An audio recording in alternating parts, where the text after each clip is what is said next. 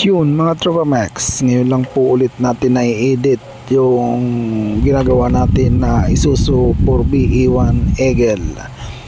Una natin ginawa dyan, pinalitan nga po natin ng liner yung kanyang black, yung kinating po natin yan. Nakita nyo naman po siguro yung kinating natin na liner.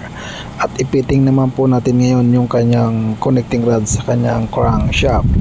Pinalis muna po natin yung kanyang crankshaft bago natin pinit o chinek ng plastic gauge yung kanyang connecting rod mga Tropa Max.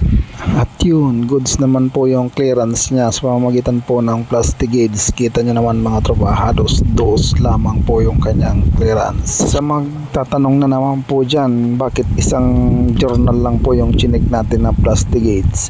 Yan lang po kasi yung diskarte natin mga Tropa, dahil kapag mayroon ka pong micro na panukat, perfect na po yan. Yung plastic gauge po pang double check na lamang po yan ng machine shop. Gumagamit po talaga ng plastic gauge o lahat po pinaplastic gauge kung wala po kayong panukat na micro. Ganon po yung diskarte ng mga tropa nating mekaniko, dahil wala nga po silang panukat. Yun po yung binabasihan nila na panukat yung plastic gauge, kaya pinaplastic gauge nila lahat yan kapag nagpipiting po sila. Plastic gauge din naman natin yan lalo kapag nakita natin na pinadapa yung cap ng Conrad tapos yung cap ng main, lalo kapag yung line bore po yung black, kailangan pong i-plastic gauge po lahat. Pero kung original naman po lahat ng cap, sa micro lamang po mga Tropa Mix, perfect na po yung sukat niyan. Kaya nga po yan, ginawa natin dyan isang journal lang po yung plastic gauge natin. At yun nga po, chinek po natin ng plastic gauge yung main cap clearance po niyan.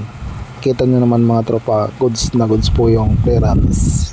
At yun, dahil may side play nga po yan o salyada, 0.25 po yung pinabili natin sa ating tropa na truss washer. Yun, pasok na pasok po yung 0.25, hindi na po tayo nagbabasalya, eksakto lamang po yung kanyang truss washer. Sa mga bago nating tropang mekaniko dyan, pag naglagay po kayo ng truss washer o side truss, sa labas nyo po pwesto yung may kanal, dahil yan po yung magsilbing daanan po ng langis. Kapag nabaliktad nyo po yan, may tendency po na kumapit po yung crankshaft sa kanyang truss washer. At yun, pinedal torque na natin yan at ginamit na natin yung pangmalakasan nating torque cranes. Heavy duty po yan at matanda pa sa atin yan.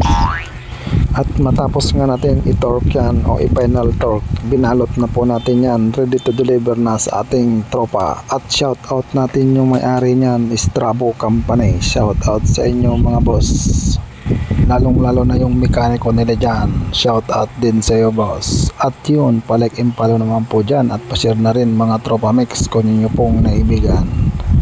Marami pong salamat sa pag-antabay ng ating mga videos. God bless.